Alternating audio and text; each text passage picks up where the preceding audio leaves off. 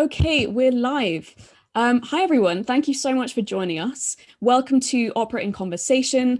My name is Zelina Vuliami, and I am the founder-president of Oxford Contemporary Opera. Thank you so much for joining us today. We're really excited about today's talk, we are really delighted to be joined by Annilese Miskimmon, who is both the artistic director of English National Opera, which she joined in 2020, which is obviously a tumultuous year, so we'll be really excited to talk about that. And before then, she also worked as director of opera at the Norske Opera in Oslo. She's also an international opera director. Annilese, thank you so much for joining us today. Hi, lovely to be here. I hope everyone's doing okay in the nightmare that is 2020, 2021. Well, I kind of want to talk a lot about that in a bit, because obviously as your position at English National Opera, you'll be deciding how to respond to the pandemic, etc. But before we start there, I wanted to just ask essentially the big question that I've begun pretty much all these interviews with, which is, how did you get into opera? Well, it wasn't a plan. I suppose if I give you a potted history, I was born in Belfast, brought up in Bangor, a few miles outside Belfast on the coast. I was always very bookish, very English and theatre orientated.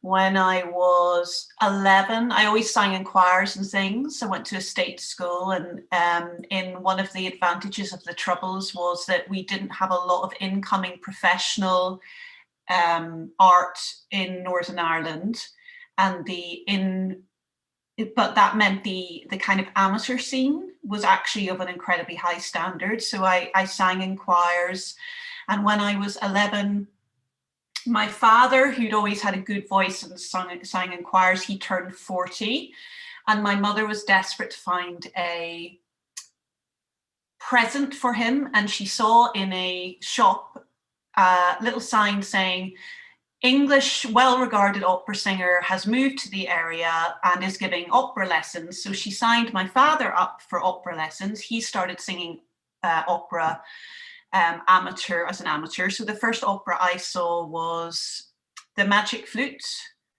by Mozart, obviously, in a church hall in Belfast with a piano, and my father singing Papageno along with all his amateur friends. So I grew up just thinking opera was this version of a musical, basically. So I used to love things like Mary Poppins, old-fashioned musicals, as I would call them now.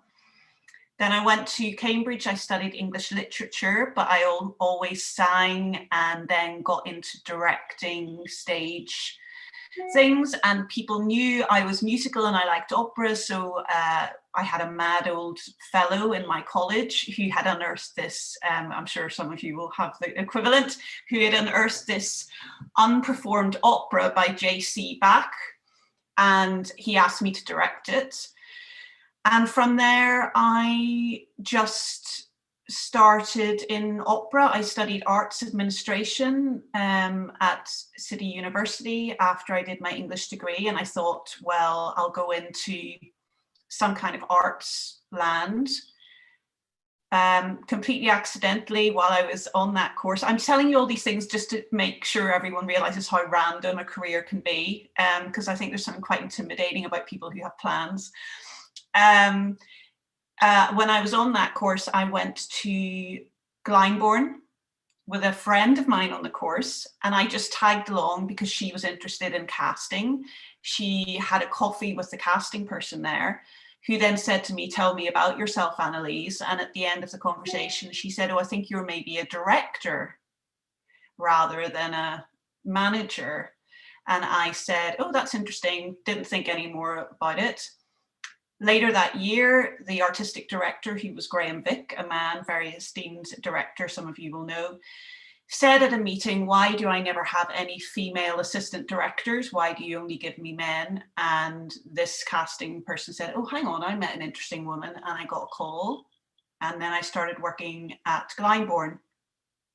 So throughout my career, I have always, right from the beginning,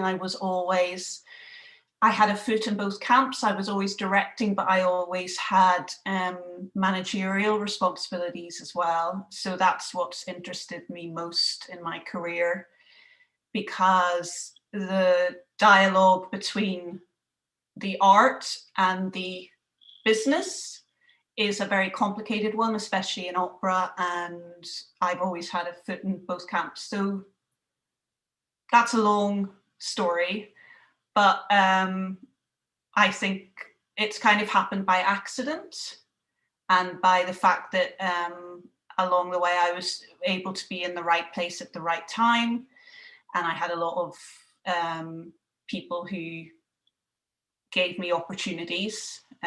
So I've been very lucky.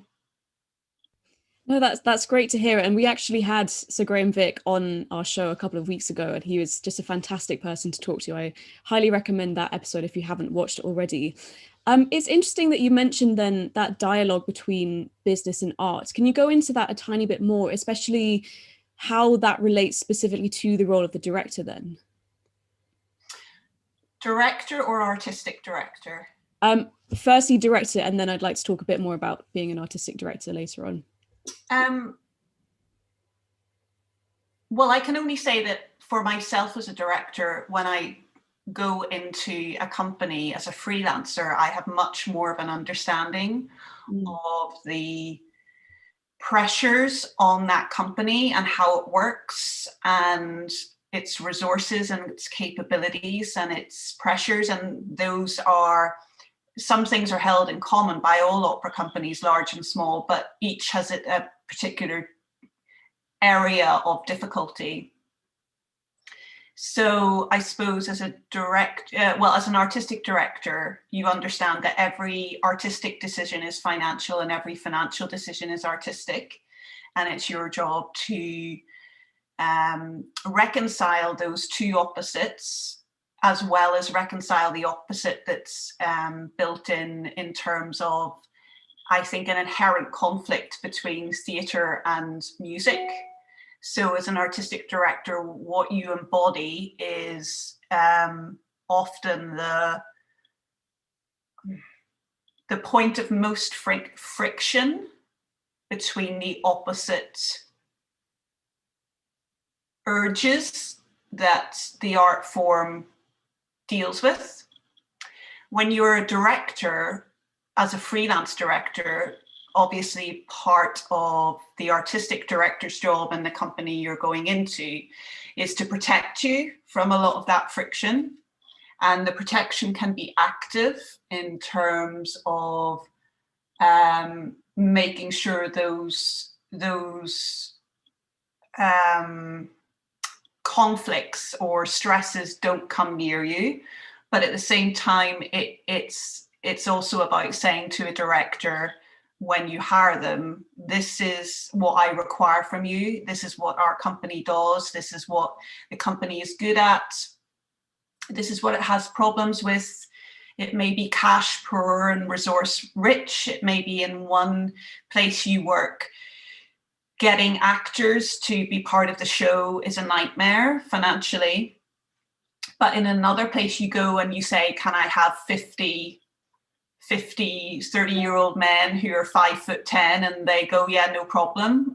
So it's about consistently balancing and negotiating the dance that you need for that person to produce good work. I think the days of, not only culturally has society moved on, and opera and classical music is quite a way behind other parts of society, but the days where you could come in and be a monster as a director, for me, are gone. I just won't allow that in my companies. So you can come in and be a director and be very demanding, but you can't be a monster.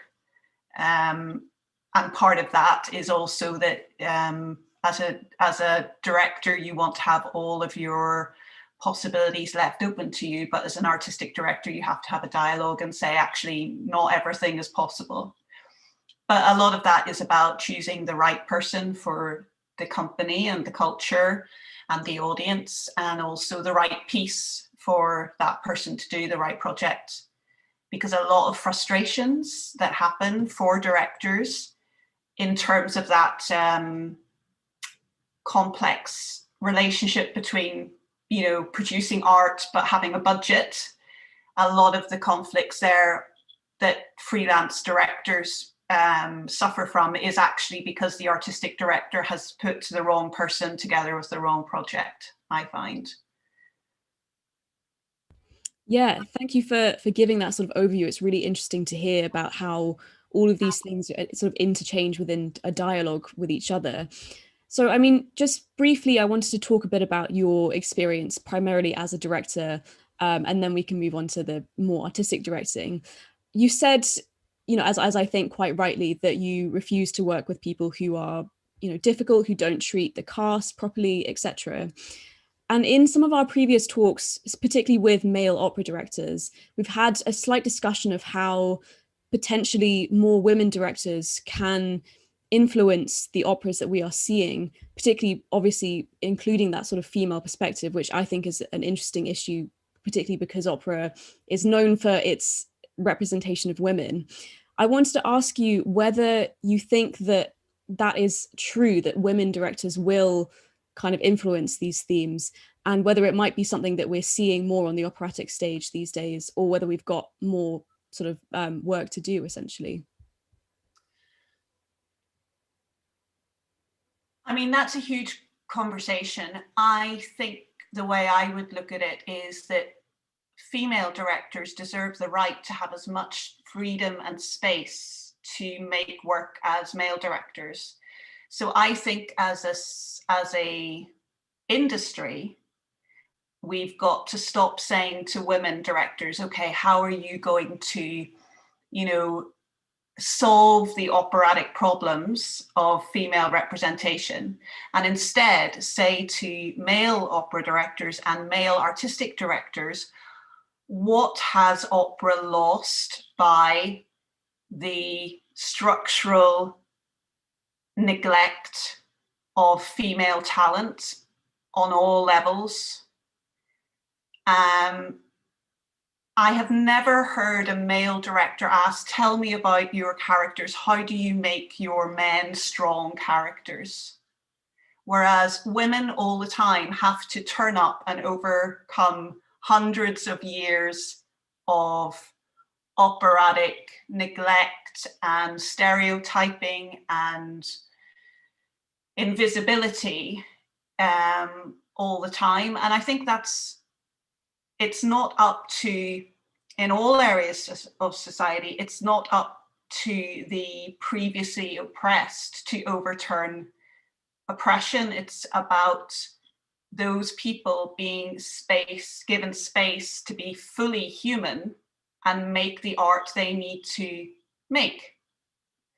So I'm a bit skeptical when, and I'm talking internationally, because internationally opera is, women are fairly invisible in it. And there have been whole generations of older women who were just as talented, who have just been ignored completely.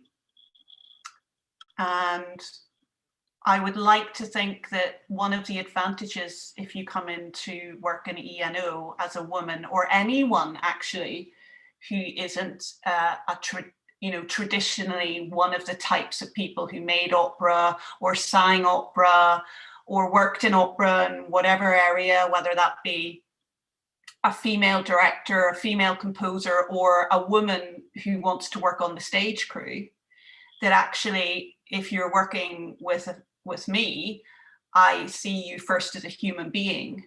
Your gender is not the most distinctive thing about us. So that's what I want for female opera makers of all kinds, that they don't have to carry the burden of femaleness as artists every day in order to expiate the guilt of the male structures that up till now have excluded them. And I think as well, the fact is, there's a lot of attention on female directors, but at the moment, internationally, any female directors who are being appointed to direct shows or write shows are generally being appointed by male boards or male artistic directors or male constructs. And it's a bit like when people say, oh, Margaret Thatcher, how amazing, you've had a female prime minister, but she was put in position by men. So there needs to be the next level of looking at where power and choices and taste is located, because having the only women appointed by men is not the same as an equal representation of power where you have men and women appointed by men and women. And we're very far from that at the moment. And I think when you talk of invisibility as well, we obviously can't ignore people of colour. Obviously, in 2020, as I think most people will know, there was a growing awareness of Black Lives Matter as a movement. So could you tell us a bit about how English National Opera has responded to that? Well, English National Opera, I know, and this is not saying much in some ways, because the world of opera is so, I would say, bland internationally and very much located in white power structures and upper and middle class structures, that ENO has over the past years been absolutely at the forefront of casting people according to talent, not just because they look a certain way, or have come through a kind of normal middle class route into the profession. We've already had, we're just about to launch it for the orchestra. Unfortunately, COVID has stopped a lot of the auditioning, as you can imagine. So we have colour conscious casting, where we want to see like the society we live in reflected on our stage. And in our pit, where we have orchestral fellows posts now that will be for people who come from groups, you know, who have been discriminated against and are missing in our art form. The same for chorus. We've had chorus fellowships for the same type of people from all different types of background. We're now moving to a situation where the repertoire we commission, our new work, will already have built into it a move away from the kind of white focused world that opera has been obsessed with. So we're kind of just trying to move from being move to be an actively anti-racist organization. And as well, you know, I've worked in opera now for 20 years or so. You know, people have been talking about these issues and issues of class and all of these issues for 20 years. And I just don't want to talk about it anymore, because it's not got opera anywhere. Even, you know, opera as an art form internationally can barely deal with 50% of the population being female. So any other minorities have been just ignored. And actually, ENO, I think, is a place where that won't happen. And what we're most concerned about at the moment is that the routes into the profession after COVID, we feel, will get narrower and narrower. And that's a huge problem for a national organisation like ENO, where what we need is as much a diverse group of people entering the profession, entering training for the profession in all areas. So that's the next challenge, I think, for the industry, that it doesn't start to go backwards in terms of diversity. Yeah, absolutely. And I'm very glad to hear that you've got all these initiatives and everything at ENO. I mean, obviously we can't really get through this interview without mentioning the pandemic. So I guess I wanted to ask how well you think opera in the UK, but also, I mean, you've worked so much on the international stage, how well you think opera internationally has responded to the pandemic and obviously the lack of live performance that's been happening for almost a year now.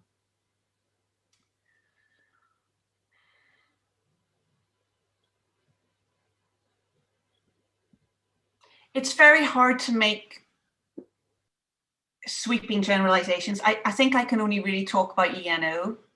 And I would say for ENO, the pandemic has been the best of times and the worst of times.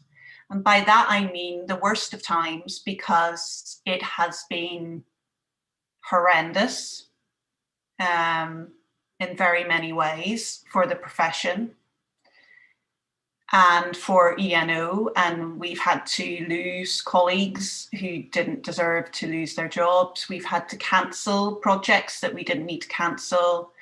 We were able to pay all our freelancers in full and make sure that the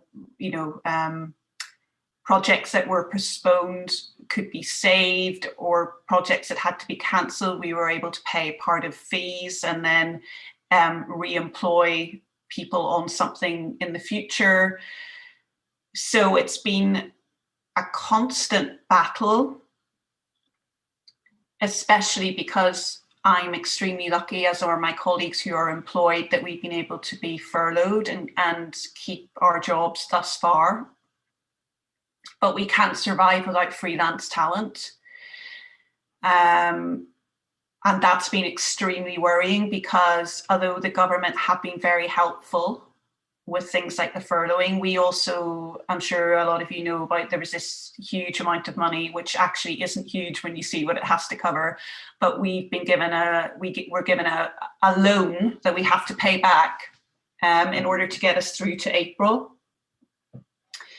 And now we're getting near April, so we hope things will be able to open up because we haven't really been able to make any major income during this time. And our business model is we have a kind of, we kind of have 30 million or so each year. That's our budget, and 12 million of that is government grant, and then usually then we make up the rest through, as you can imagine, sponsorship, ticket sales, grants, so I'm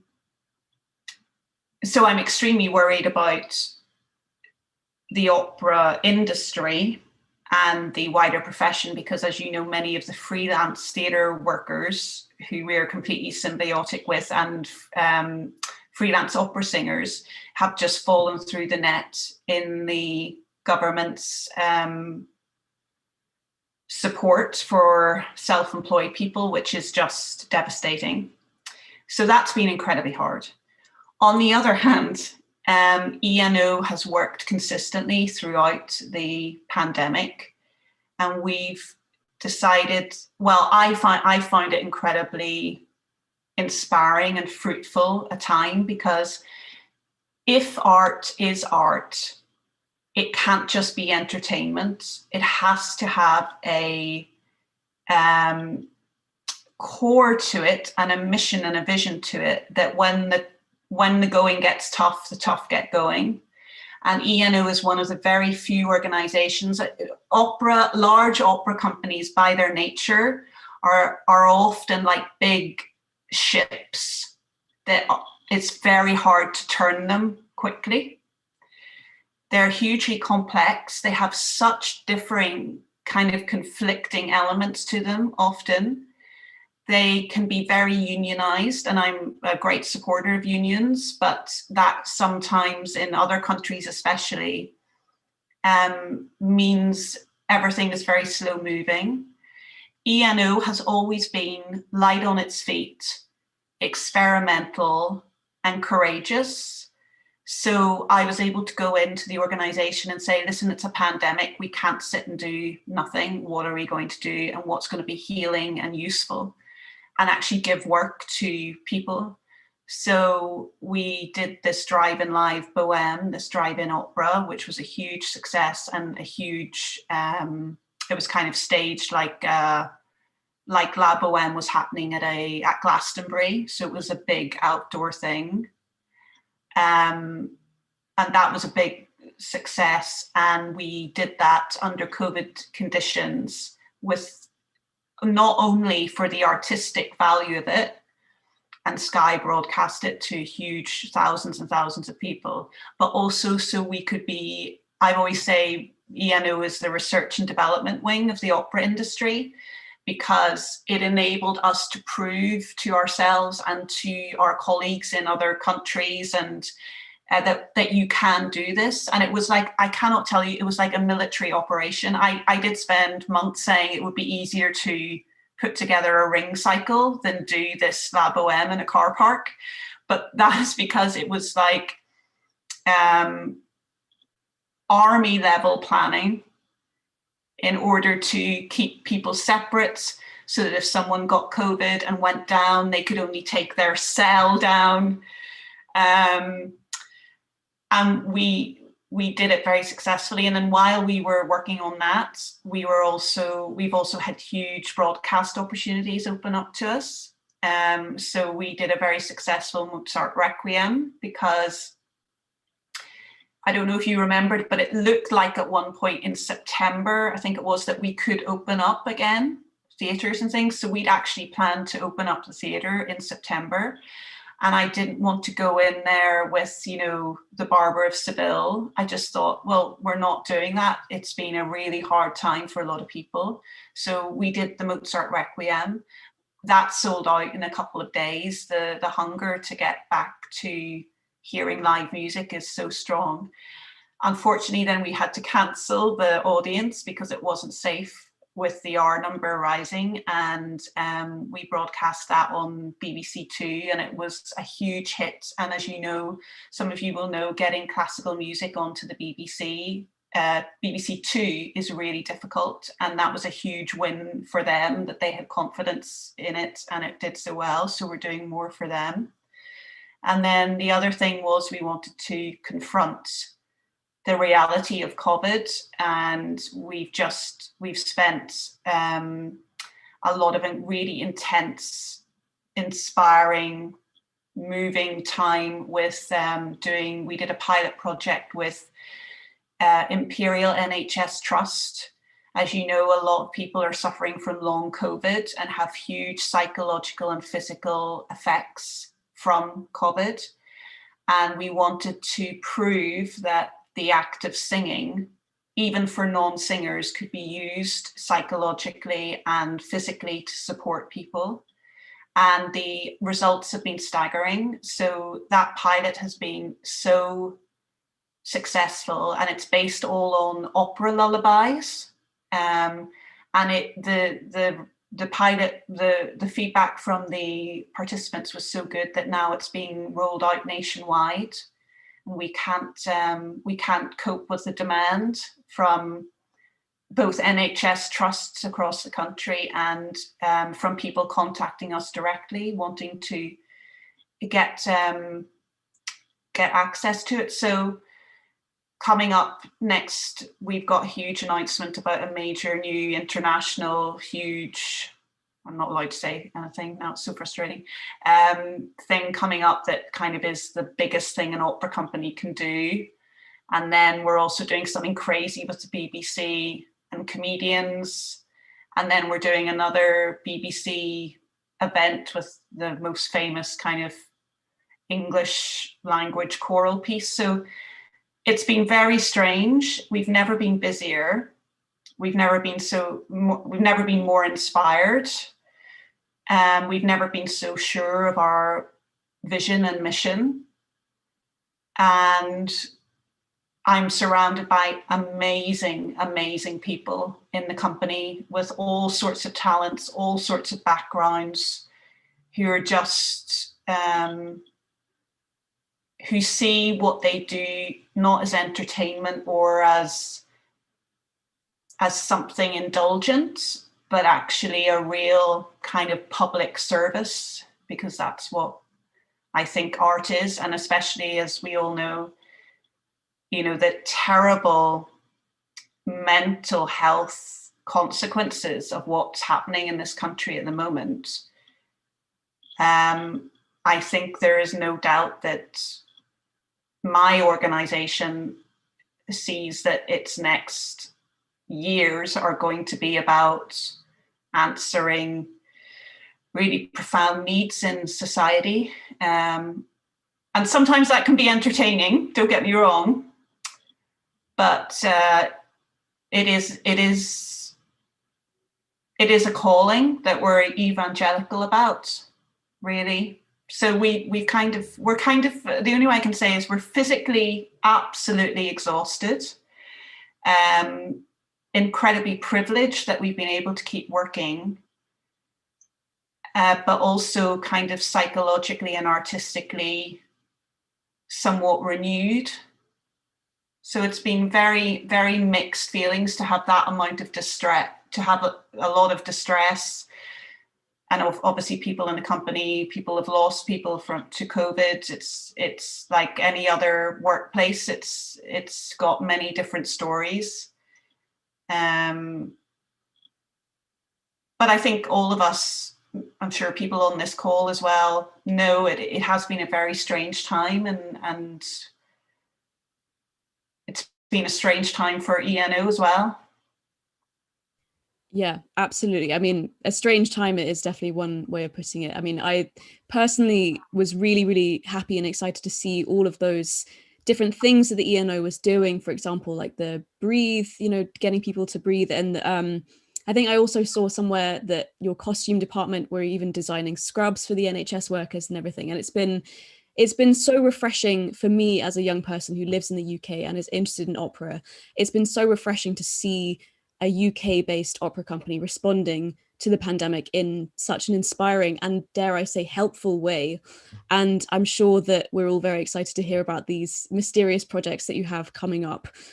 Something that really was really communicated to me there from what you were saying was this focus on getting opera to a non-typical audience. And that's obviously been something that you have also championed, in your work.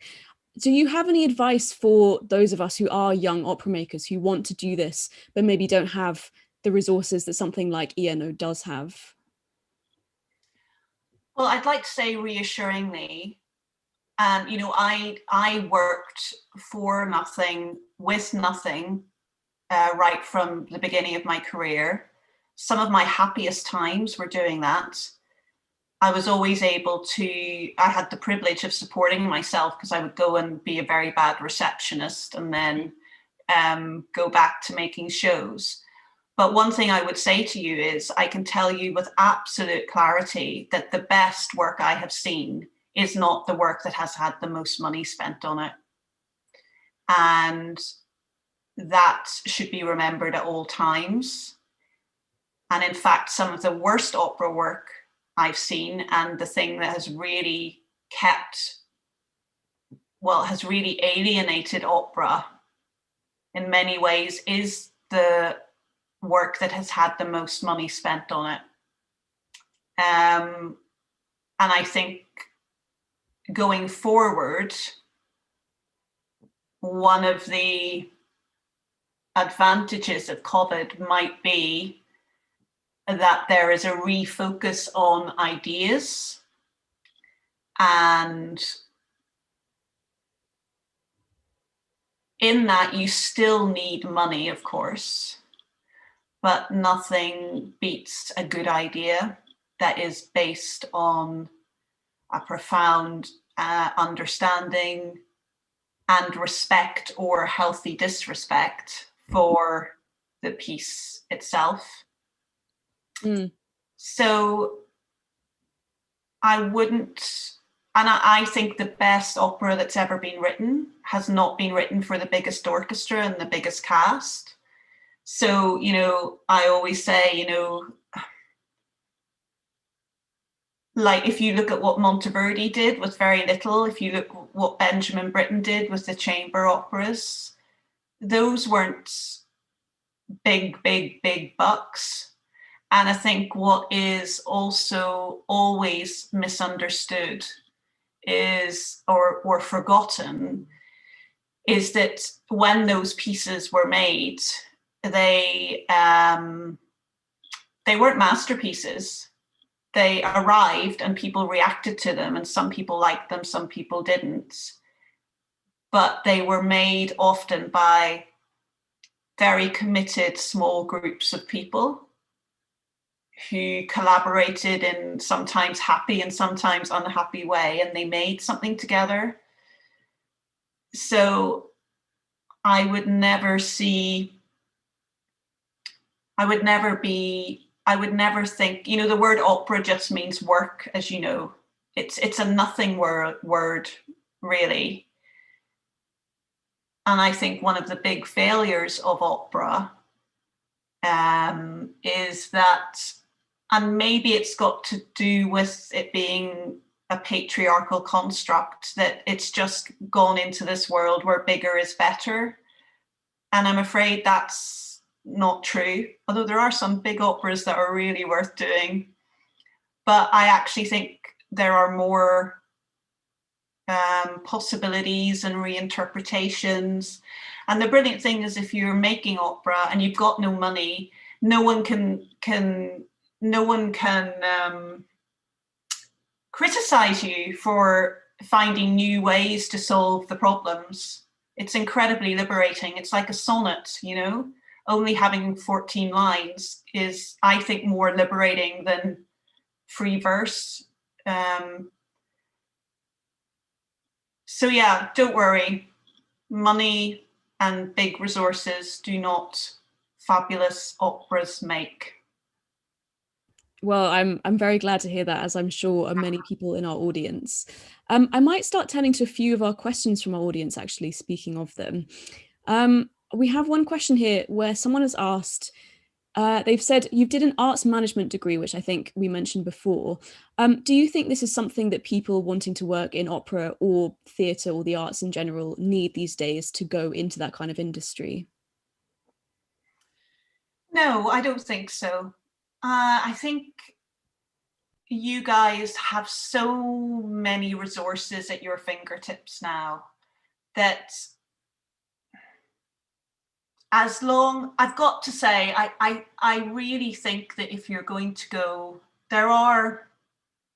what I think is quite sad is that I know in my profession, I look at all the people and all the different roles and all the different aspects of my profession, and I know a bit about all of them.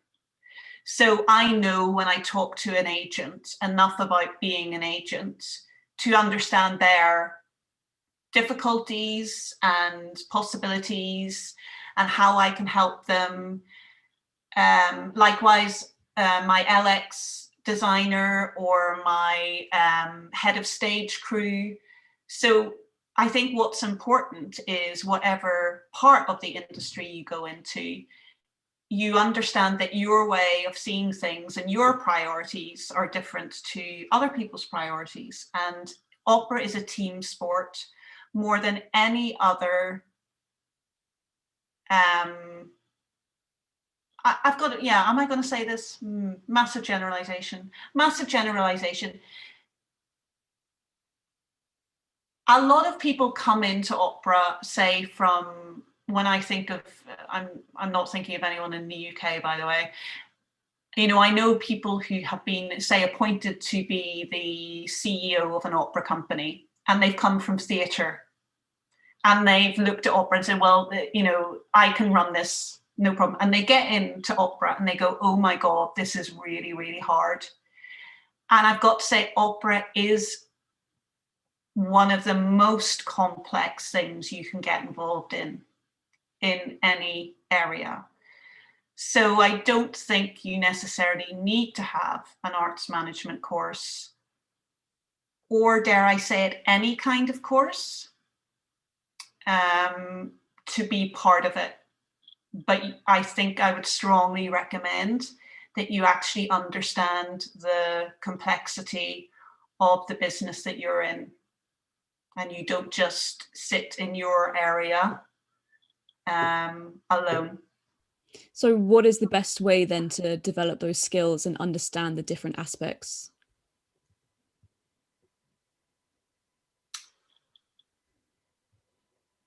I think, I mean, if you're lucky enough to have a particular, say you've got a very strong design bent, I think, or you're very strongly musical, or you're a conductor or something, I think it is good to then pursue avenues that are your interest. And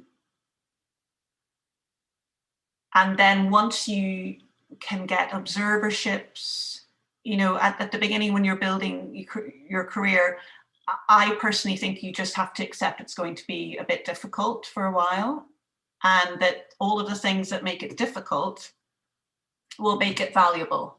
So for example, although it might be lovely if you could just instantly get a job as an assistant director in a big company and just sit there and learn, fundamentally, it's better to spend some years, in my humble opinion, working for different types of companies in order to get an overview of how things work in different places.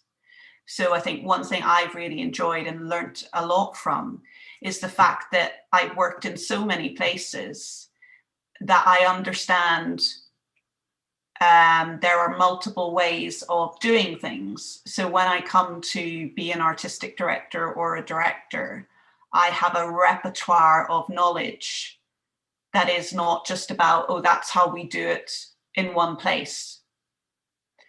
And so that kind of piecemeal part of your early, you know, maybe depending on your area, there are many, many more apprenticeships now and ways into companies than when I was starting.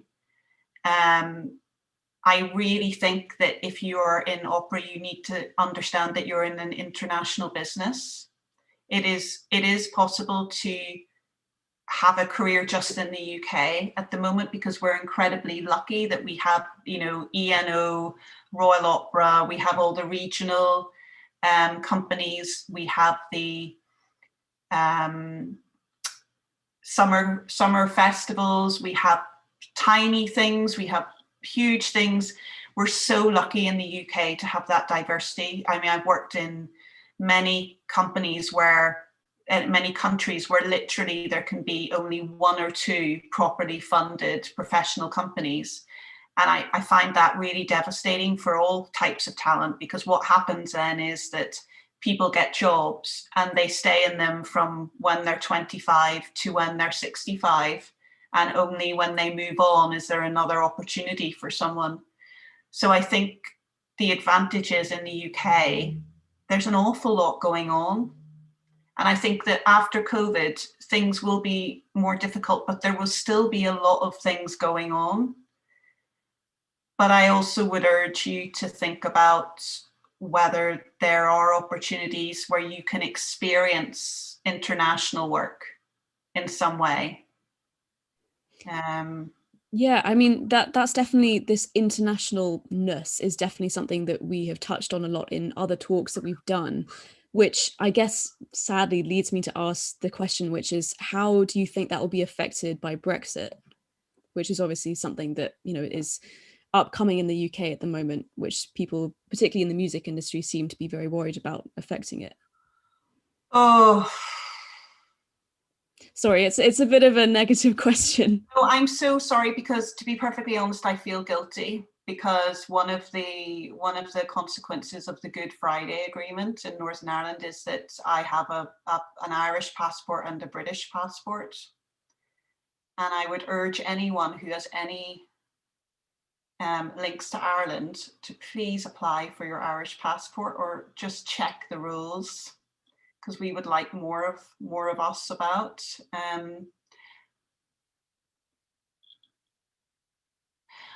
The thing I would say is there's a lot of noise, particularly in the media, about this problem about classical musicians and Brexit touring issues and working issues. One thing that isn't so obvious actually at the moment is that it is affecting other industries hugely. For example, lawyers, representative bodies have been in touch with me because actually they have as many people consulting and working internationally as well. So I think this will be sorted out in some way. But there's a big difference between, I would say, people at your stage of your career, where I would certainly hope that when COVID goes, you would be able to get in and out of Europe for opportunities supported by the country you're going to. I think it's more difficult for mid-career people where there's no training element.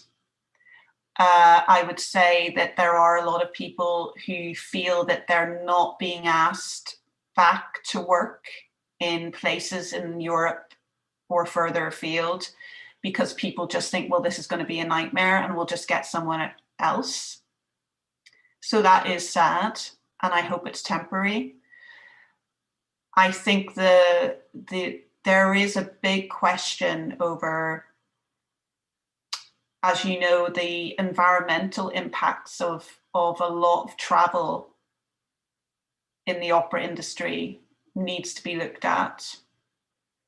But the fact is there are a lot of UK orchestras, especially, that only survive because of their foreign tours. I think it's so trite for me to say this, I think we just all have to stay calm and keep positive. That sounds awful, and let things settle down.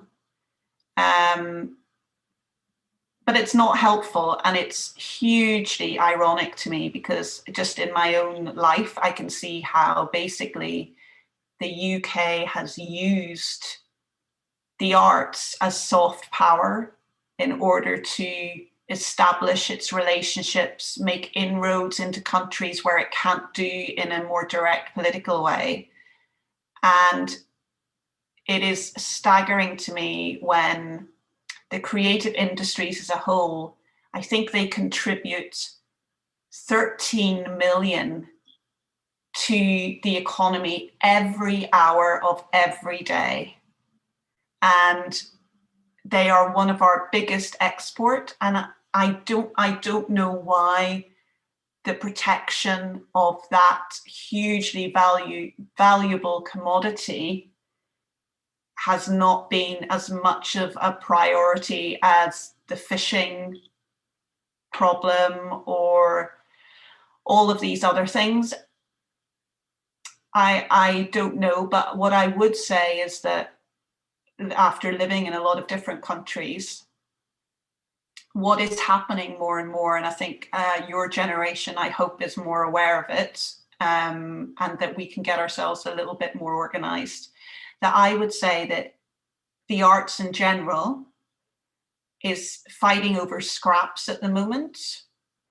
And the one thing that I see that has really helped the societies in terms of the arts, in terms of things like maternity and paternity equality, in terms of diversity, in terms of overall fairness, is the countries I've worked where the system of government is proportional representation, and therefore coalitions have to be made in order to get deals done, has meant that the green agenda, bicycles, arts, representation, fairness is built into the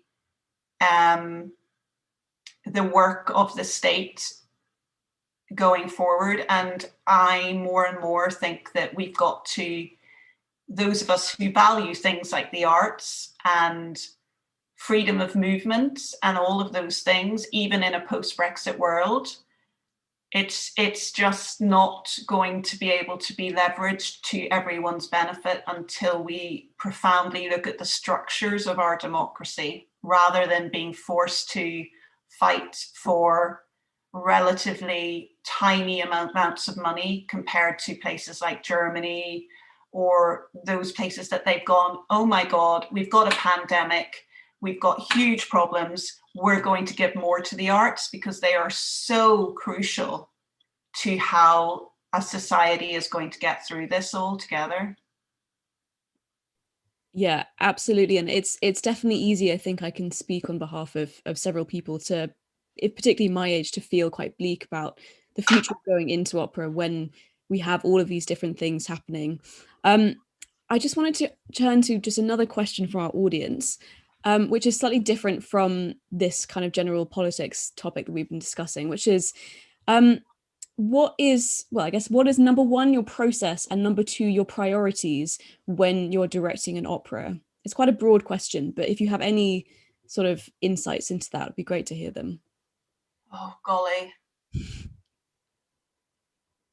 Should we start number one with process of how you sort of come up with the ideas and then shape them when working with other people?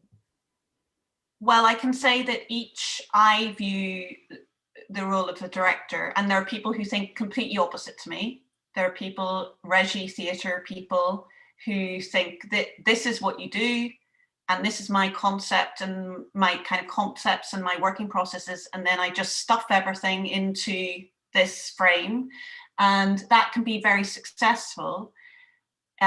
It can mean that you go and see shows and they are all the same show or variations on the same show. And if you like that, then it's brilliant. It's not a negative. There are some people I absolutely love as directors who are like that. I would say my way of doing it is much more that you take the thing that you're working on and then you react to the thing in the same way. I literally know directors, well, famously, Nicholas Lanehoff, who's dead now, this German guy, and he would turn up, he did a lot of the Janáčeks at Glyndebourne, and he would turn up with his score on the first day, and it would literally, over bar 3, say, you know, the name of the character, soprano raises her right eyebrow, and then the singers would be like literally robots. Not only that, when he came back to revive the show, the first thing he would do would be get the new cast in a room and make them watch the video of the first cast and say, you do it exactly like that. Now, he did some brilliant shows, but that is, I've got to be honest, I just don't think that respects necessarily the people who are making the show. So I'm much more responsive. So I would say I try and be a slightly different director depending on the piece and depending on the people in the room. So I don't really believe there's such a thing as a revival. I believe you do the piece over again with a new group of people, and then I would change it or let it breathe. And I think that you have more chance, huge generalization, never quote me, but you have more chance, I think, of making an emotional connection if you find that balance between intellectual structure and concept and emotion. But saying that, it depends what house you're doing it in. I don't believe that the other thing about those kind of regie directors, if I'm generalizing, is that when they do Nabucco, their Nabucco will be absolutely the same wherever they do it. So if they get asked to do it for Berlin, they will make their Nabucco, and if they had been asked to do it by the Met, they would make the same Nabucco. Whereas I believe that you make things for different places in different ways. And sometimes that might be to do with the strengths of the house, the flavor of it artistically as a house, whether the audience know this piece very well or it's the first time. Who's in your cast sometimes? Is it going to be a stagione one-off event with a star cast, or are they going to do it every year with a different cast? So I think a piece of art is living, and therefore you have to allow it to live as a director. That was a great answer. Thank you so much. We've just got time for one last question, which is why not? Do you have a favorite opera? Oh dear, this is the problem. And I should have said to you, please don't ask me my dreaded question. I don't have a favorite opera. I have things I love. I love Monteverdi and Handel, but I always love, or there's certain Verdis I like and love. There's certain Verdis I don't. Some Mozart's, but I think that I'm always really reluctant to make my mind up totally about anything.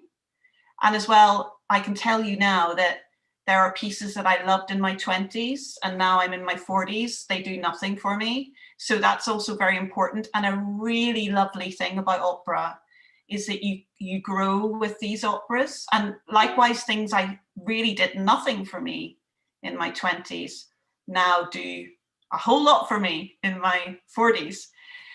So I think that's a really gorgeous thing about the canon. Can I say something? It really worries me that you said that a lot of people are feeling bleak. I would just like to say that things have always felt bleak at certain times for certain industries and young people coming into these industries. And it feels particularly bleak at the moment. I really, if I could just say one thing to you that I really think is true, that at every stage, things that seem like weaknesses can be your biggest strengths. And it really is, that's what being a creative person is. It's about the alchemy between that bleak feeling and fruitfulness. And you have that, you all have that in you. And it may be that you're in winter at the moment and you need to wait till spring, but that spring will come because you will create it. So please, please don't be bleak about your own situation or Brexit or pandemics. There will be a flourishing. Everyone went mad in the 1920s after the war. People, everything we hear and everything we see, is that people have gone from thinking opera and live art is a nice thing to do, and it's become a need to do. Like this could be a profound, profound shift. And we could really be moving into a time where we really need the next generation to embrace the essentialness of the art form. And you can do that, absolutely.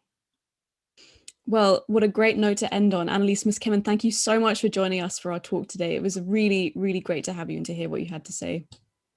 It's lovely to see you all. And I'm sorry I'm not in a room with you and we can't all go to the pub, but maybe one day that will maybe one day. Again. And I think this is better than nothing, even though it is very strange.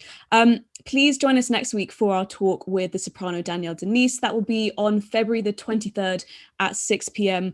And if you'd like to watch any of our other events that you've missed out on, they're all on our website, which is just oxfordcontemporaryopera.com. That is it for today. Thank you so much, Annilese. And I've been Zelina Viliami. Thank you very much for watching. And if you have any questions for our